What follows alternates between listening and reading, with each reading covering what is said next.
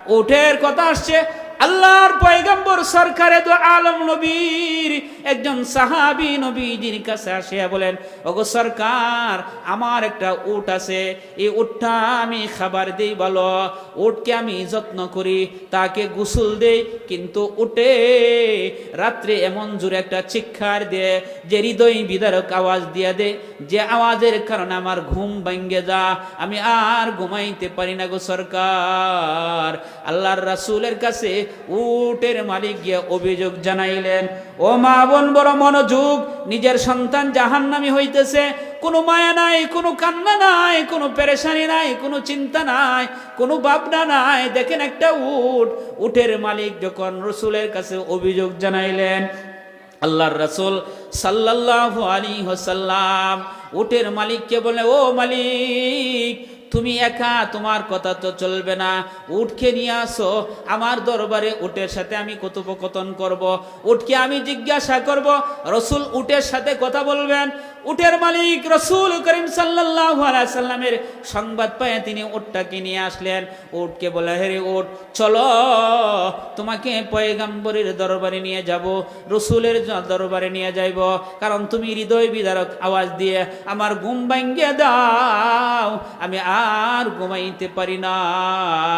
উটের মালিক যখন উটটাকে নিয়ে নবীজির দরবারে চলে যাচ্ছে, উটটা এমন ভাবে আল্লাহর রাসূলের দরবারে গিয়া উটটা তাশাহুদের শুরুতে বসে গেলেন। ওরে মা বোনরা, একটা উট যদি নবীজির দরবারে তাশাহুদের শুরুতে বসতে পারে, আমরা আমাদের কোরআন ও হাদিসের কথা উলামায়ে কেরামদের সামনে যদিও না দেখি, কিন্তু উলামায়ে কেরামদের সামনে তো অবশ্য একটা ভদ্রতা আছে, কারণ নবী নাই, নবীর ওয়ারিস হলো উলামায়ে কেরাম। উলামায়ে কেরামদের সাথে যে যত ভদ্র দেখাইবে, সে যত বড় আদব দেখাইবে, আল্লাহ তাআলা তাকে তত বেশি সম্মানিত করবে। এই জন্য আল্লাহ রাসূলের সামনে উটটা তাশাহুদের শুরুতে যখন বসে গেলেন, উট আল্লাহর পয়গম্বর উটকে ডাক দিয়া বলে, ওরে উট, তোমার মালিকে অভিযোগ করিতেছে যে তুমি মালিকের ঘুম নষ্ট করে দাও। মালিক সারাদিন তোমাকে গোসল দেয়, তোমাকে সুন্দরভাবে খাবার দেয়, সারাদিন মালিক তোমাকে নিয়ে ব্যবসা কাজে লিপ্ত থাকে, কিন্তু তোমাকে খাবারের ত্রুটি দেয় না, তোমাকে যত্নের ত্রুটি দেয় না। তো বিদায় তুমি কেন মালিকের ঘুম ভাঙ্গি দিয়া ঘুমটাকে ডিস্টার্ব করে দাও? উট ডাক দিয়া বলেন, ওগো সরকার, নবীজি উটের সাথে কথা বলেন। আল্লাহর রাসূলকে উট ডাক দিয়ে বলে, ওগো নবীজি, আমার মালিক যা বলেছে তা সত্য বলেছে, সে সুন্দর আমাকে গোসল করে, আমাকে খাবার দেয়, খাবারের কোনো ত্রুটি রাখে না, সবগুলো সম্পূর্ণভাবে পালন করে। কিন্তু আমার মালিক সারাদিন পরিশ্রম করে যখন ঘরে আসে, তো সন্ধ্যাবেলা আমার মালিক ঘুমিয়ে যায়।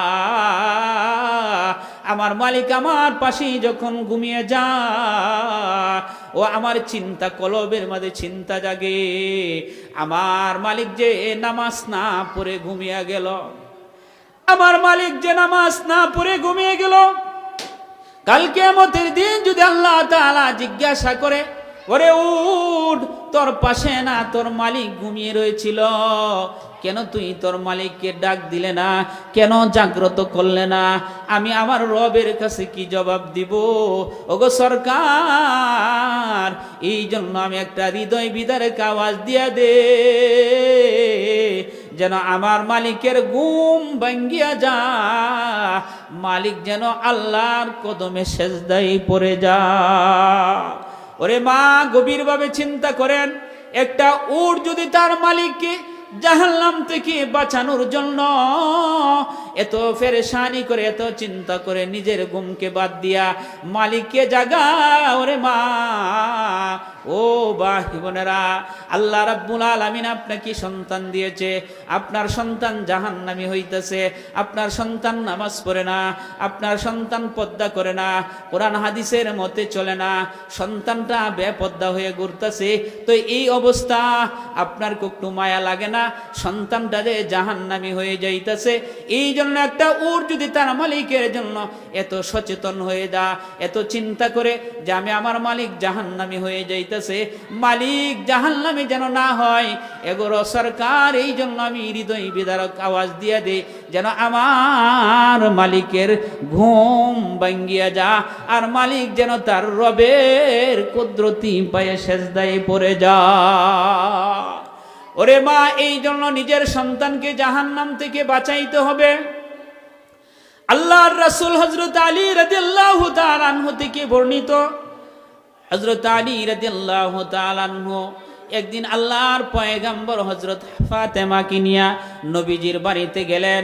আল্লাহর রাসূল সাল্লাল্লাহু আলাইহি ওয়াসাল্লাম বাড়িতে যখন ফাতেমা গেলেন, এমতন অবস্থা দেখে আল্লাহর পয়গম্বর ঘরের কোনায় বসে বসে কাঁদে।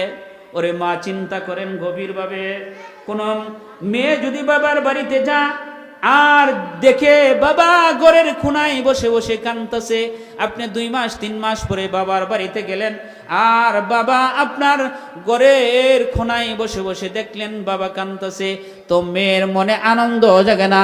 মেয়েটা পেরেশানি হয়ে গেল। হযরতে ফাতেমা রাদিয়াল্লাহু তাআলা আনহা পেরেশানি হয়ে আল্লাহর রাসূলকে জিজ্ঞাসা করিতেছেন, ওগো বাবা, আপনি কেন কাঁদেন গো বাবা? আপনি কেন ক্রন্দন করিতেছেন গো বাবা? আপনি কি আমার মা খাদিজাতুল কুবরার কথা স্মরণ হয়ে গেছে কিনা? আমার মায়ের কথা স্মরণ হয়েছে কিনা? রাসূল বলে, না না মা রে, তোমার মায়ের কথা স্মরণ হয় না। তাহলে কিসের কথা স্মরণ হয়েছে গো নবী? ও গো বাবা জান, কেন আপনি ক্রন্দন করিতেছেন? গভীর মনোযোগ মা বোনেরা, আল্লাহর রাসূল সাল্লাল্লাহু আলাইহি ওয়াসাল্লাম কেন ক্রন্দন করিতেছেন? হযরতে ফাতেমা জিজ্ঞাসা করলেন, বাবা কেন ক্রন্দন করিতেছেন? আমার মা কি দুনিয়া থেকে বিদায় হয়ে যাওয়ার কারণে আমার মায়ের সুখে কি আপনি ক্রন্দন করিতেছেন? নবীজি বলেন, না না রে মা, আমার মা, তোমার মা খাদিজাতুল কুবরার জন্য কাঁদি না। কেন বাবা কান্দেন গো? বলে, ওরে মা, আমি যখন মেরাজের রজনীতে গিয়েছিলাম, আল্লাহর পয়গম্বর মেরাজে গিয়েছিলেন, আপনি আমার জন্য 50 ওয়াক্ত নামাজের মধ্যে 5 ওয়াক্ত নামাজ মেরাজ থেকে নবী নিয়ে এসেছিলেন। আল্লাহর পয়গম্বর মেরাজে জান্নাত দেখে এসেছেন, মেরাজের রজনীতে নবীজি জাহান্নাম দেখে এসেছেন। নবীজি জান্নাত জাহান্নাম মেরাজের রজনীতে দেখে আসিয়া আল্লাহর পয়গম্বর বলেন, ও ফাতেমা, আমার মা কলিজার টুকরা, আমি যখন জাহান্নামের মধ্যে গেলাম রে মা, দেখলাম কিছু নারীকে চুলের উপর বর করিয়া পুরা দেহটা জাহান্নামের আগুনে জ্বালায় দিছে। 6 প্রকারের নারীকে আমি দেখলাম, 6 প্রকারের নারীকে শাস্তি দিতেছে জাহান্নামের মধ্যে। 6 প্রকারের নারীকে শাস্তি দেওয়া শুরু হয়েছে, 6 প্রকারের নারীকে শাস্তি দিতেছে। 1 প্রকারের নারী হলো যে নারীকে চুলের উপর বর করিয়া পুরা দেহটা জাহান্নামের আগুনের মধ্যে ঝুলায় রাখছে। 2 নম্বর শ্রেণীর নারী দেখলাম, 2য় শ্রেণীর নারীদেরকে দেখলাম জিহ্বার উপর পুরা দেহটাকে বর করিয়া জাহান্নামে ঝুলায় রাখছে। 3 নম্বর নারীকে দেখলাম স্তনের উপর বর করিয়া পুরা দেহটা জাহান্নামে ঝুলায় রাখছে। 4 নম্বর নারীর মহিলাদের শ্রেণী, 4 নম্বর নারীকে দেখলাম যার 2 পাও বুকের মধ্যে, হাত দুটো মাথার মধ্যে বাঁধা এবং চতুর্দিক দিয়ে সাপ বিচ্ছু তাকে বেষ্টন করে আছে। এই কথা বলে রাসূল কান্না করে, ওরে মা, চতুর্পাশে সাপ বিচ্ছু নারী রেখে বেষ্টন করিয়া রাখছে, অথচ সে একজন নারী, পঞ্চম এক নারী, যার চেহারাটা শকুরের চেহারার মতো, বাকি দেহটা গাভীর মতো। এমন অবস্থা, তার শকুরের চেহারার মতো, পুরা শরীরটা গাভীর আকৃতিতে, আল্লাহ রাসূল বলেন 6 নম্বর নারীকে আমি দেখলাম যে নারীটি তার জিহ্বাটা বের হয়ে গেছে, পুরা দেহটা কুকুরের আকৃতির মতো, পিছন মুখ দিয়ে জাহান্নামের আগুনগুলো প্রবেশ করা আর পিছনের রাস্তা দিয়ে জাহান্নামের আগুনগুলো বের হচ্ছে।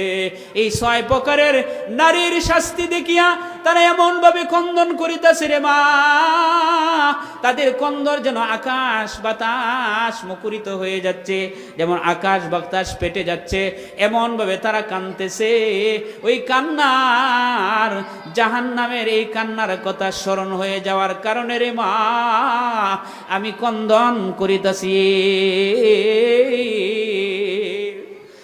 আম্মাদান হযরত সাল্লাল্লাহু আলাইহি সাল্লাম কলিজার টুকরা ফাতেমা বলে, বাবা তাহলে কি কারণে এদের এত শাস্তি হচ্ছে, কি অপরাধের কারণে এদেরকে শাস্তি হচ্ছে?